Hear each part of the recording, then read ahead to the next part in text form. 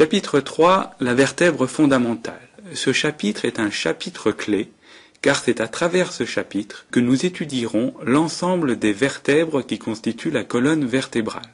La colonne vertébrale, ou rachis, est une chaîne osseuse articulée. Elle supporte à son extrémité supérieure le crâne et est solidaire du pelvis à son extrémité inférieure. Elle représente un mât de fixation de centaines de muscles et joue un rôle dans la posture et la locomotion. Enfin, elle assure la protection de la partie caudale du système nerveux central, la moelle épinière. Nous allons voir sur cette diapositive la forme et les dimensions de la colonne vertébrale. La colonne vertébrale est subdivisée en deux parties. Une partie qui se nomme la colonne mobile et qui correspond à la partie articulée, et une partie fixe qui est donc à la partie inférieure de la colonne vertébrale et qui va supporter la colonne mobile. La colonne mobile peut être subdivisée en trois segments.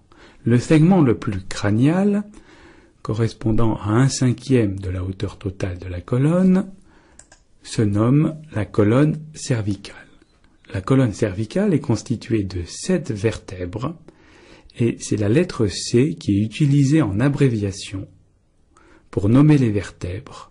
On a donc C1, C2 jusqu'à C7. Le segment thoracique se nomme la colonne thoracique et correspond à 2/5 de la hauteur totale de la colonne. La colonne thoracique est constituée de 12 vertèbres et c'est la lettre T qui est utilisée. On a donc T1, T2 jusqu'à T12. Enfin, le segment lombaire, qui correspond à ce qu'on nomme la colonne lombaire, est constitué de 5 vertèbres. Et cette colonne correspond à 1/5 de la hauteur de la colonne.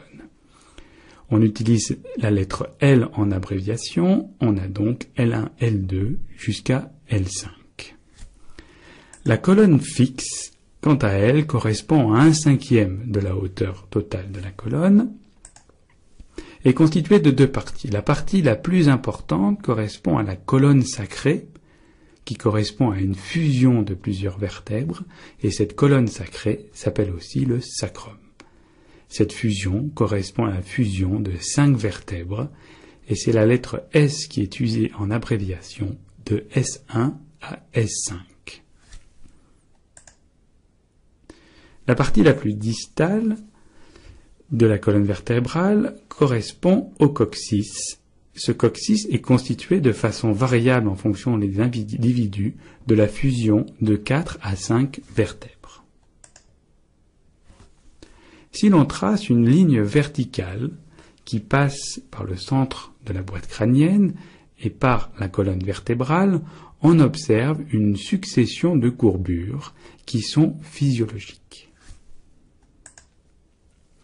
Il existe donc une courbure cervicale avec comme vertèbre la plus en avant la vertèbre C5. Au niveau thoracique, on a une courbure inverse, on passe en arrière de cet axe vert, et la vertèbre la plus postérieure, la plus dorsale, correspond à la 6e vertèbre thoracique T6. Au niveau lombaire, on retrouve la même courbure qu'au niveau cervical, et la vertèbre la plus ventrale, la plus en avant, correspond à L4. Si l'on imagine le sujet anatomique au contact d'un mur, d'un axe vertical en arrière, on va retrouver 3 points de contact. Au niveau crânien, nous allons avoir le pôle dorsal du crâne qui va être au contact avec cet axe imaginaire. Vous allez avoir le sommet de la courbure thoracique qui va correspondre à la vertèbre T6, puisqu'il s'agit de la vertèbre la plus postérieure. Et vous allez avoir enfin un contact au niveau du sacrum, et ce contact correspond à ce que l'on nomme le sommet de la courbure sacrée.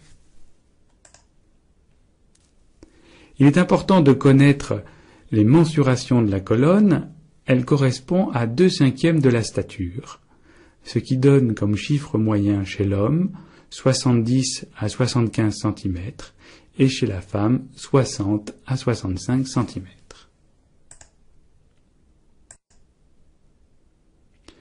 L'acquisition des courbures concerne la colonne mobile. Entre 0 et 6 mois, le nourrisson ne présente qu'une seule courbure, dite courbure cervico-thoraco-lombaire. Entre 6 et 9 mois environ, l'enfant va commencer à se tenir assis et va être capable de relever la tête à plat ventre. Cela va correspondre à la mise en place de la courbure cervicale. À cet âge-là, on a donc deux courbures, une courbure cervicale et une courbure thoraco-lombaire. À 9-12 mois, dès que la station debout est acquise, les trois courbures physiologiques vont être présentes.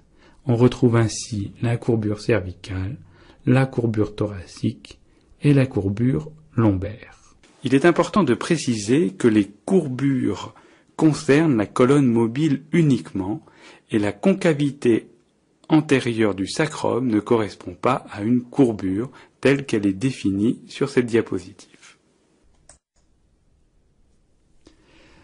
La description des vertèbres se fait à travers ce qu'on appelle la description de vertèbres type.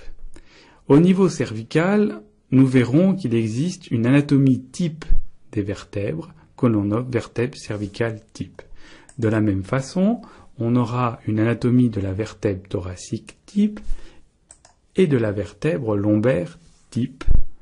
De même, au niveau du sacrum, l'anatomie des vertèbres est caractéristique. L'élément important à connaître, ce sont les zones de transition entre ces vertèbres dites type. Au niveau C1-C2, les deux premières vertèbres cervicales ont une anatomie tout à fait particulière qui nécessitera une démonstration anatomique à part. Entre les vertèbres cervicales type, thoracique type, lombaire type et sacré type, on aura des vertèbres transitionnelles qui feront un dégradé entre les vertèbres sus et sous-jacentes. La description des vertèbres passe tout d'abord par la description anatomique de la vertèbre fondamentale. Cette anatomie va varier en fonction des niveaux, cervical, thoracique, lombaire et sacré, mais répond le plus souvent à cette description fondamentale. Premier élément sur cette diapositive, il faut définir la vue ventro. Il faut définir le point de vue. Il s'agit ici d'une vue ventro-latéraux-crâniale gauche. Vous devez avoir en mémoire la position anatomique de référence et vous devez décrire le point de vue. Nous sommes donc à la partie ventrale, c'est-à-dire en avant du sujet, ici en avant de notre vertèbre, légèrement latérale, et un peu au-dessus de la vertèbre, d'où le qualificatif de crânial, et on est à la partie gauche si on se réfère à la position anatomique de référence. Tout schéma anatomique doit avoir un titre et doit préciser l'orientation de la vue. La vertèbre fondamentale est à subdiviser en deux parties. Une partie ventrale qui va correspondre essentiellement au corps vertébral, et une partie dorsale qui va correspondre à ce qu'on appelle l'arc vertébral. Le corps en avant et l'arc vertébral en arrière sont reliés l'un à l'autre par les pédicules. Le pédicule qui a été représenté ici est le pédicule gauche, le pédicule droit n'a pas été fléché. L'arc vertébral va donc être défini par les pédicules, puis par en arrière les colonnes zygapophysaires. Ce sont des colonnes osseuses qui sont verticales et qui sont biseautées à leurs deux extrémités. Là, sur ce schéma, c'est la colonne zygapophysaire gauche qui est précisée. Ces colonnes zygapophysaires sont biseautées à leurs deux extrémités et vont présenter une facette sur laquelle va se trouver du tissu cartilagineux. On a donc ici la facette zygapophysaire, caudale, puisqu'on est à la partie inférieure, et gauche, puisque c'est la partie gauche de la vertèbre. On peut voir aussi la zygapophyse crâniale droite, qui dépasse de l'autre côté. Plus en arrière, nous allons avoir des surfaces osseuses planes quadrangulaires qui vont converger vers la ligne médiane. C'est ce que l'on nomme les lames, et c'est la lame gauche qui est légendée ici. Plus en arrière, sur la ligne médiane, une fois les deux lames droite et gauche réunies, vous avez un processus qui se nomme le processus épineux. Il ne faut pas oublier latéralement, insérés sur la face latérale des colonnes zygapophysaires, des processus transverses qui sont horizontaux, processus transverse gauche et processus transverse droit. Le corps en avant et l'arc vertébral en arrière vont délimiter un foramen qui se nomme le foramen vertébral.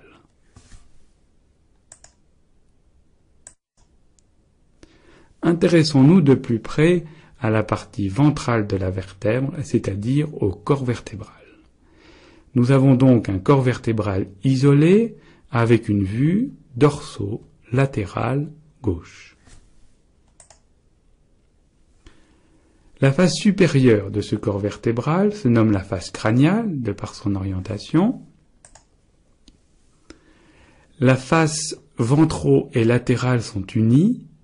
On décrit donc une face ventrolatérale.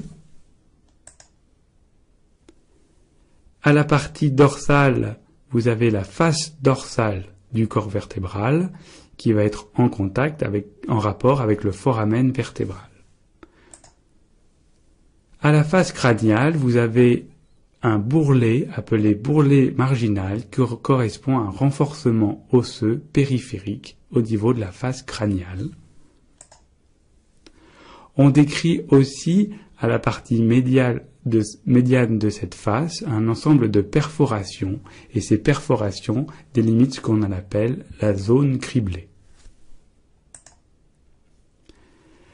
Sur la face dorsale, on repère facilement la zone d'implantation des pédicules, et si l'on tient compte de l'orientation de notre schéma, c'est donc la zone d'implantation du pédicule droit qui est fléchée. L'arc vertébral. Nous avons vu rapidement l'arc vertébral sur la première diapositive. Nous allons la disséquer portion par portion. Nous avons changé exprès de point de vue et nous allons donc décrire l'arc vertébral sur une vue dorso-latéro-crâniale gauche. Faites bien l'exercice à chaque fois de vous orienter dans l'espace. L'arc vertébral est donc constitué de colonnes qui sont verticales, parallèles l'une à l'autre, qui ont une forme de cylindre avec un biseau à chacune de leurs extrémités. Ces colonnes se nomment les colonnes zygapophysaires. Celle qui est fléchée, c'est la colonne zygapophysaire gauche. La partie biseautée osseuse, qui correspond donc au niveau des colonnes zygapophysaires à la partie crâniale, se nomme les zygapophyses crâniales. Elles sont recouvertes de tissu cartilagineux, d'où la couleur bleue. Et on décrit donc le biseau inverse de ce cylindre à sa partie caudale, ce qu'on appelle la zygapophyse caudale. On peut faire la même description au niveau de l'autre colonne zygapophysaire, et la partie bleue qui correspond à l'insertion cartilagineuse prend le terme anatomique de facette. On a donc une facette crâniale qui est représentée sur l'autre colonne zygapophysaire. En avant de cette colonne zygapophysaire vient s'insérer les pédicules. Ces pédicules vont faire la liaison avec le corps vertébral en avant. On a donc le pédicule droit et le pédicule gauche. En arrière des colonnes zygapophysaires, les lames osseuses vont converger vers la ligne médiane. Elles ont pour origine la face dorsale des colonnes icapophysaires. On a une lame gauche et une lame droite. C'est la lame gauche qui est fléchée sur le schéma. Une fois ces lames droite et gauche réunies sur la ligne médiane, il existe un processus osseux médian appelé processus épineux. Il ne faut pas oublier latéralement, à la face latérale des colonnes icapophysaires, vient s'insérer un processus osseux à droite et à gauche qui a une orientation horizontale et qui se nomme les processus transverses. C'est le processus transverse gauche qui est fléché ici.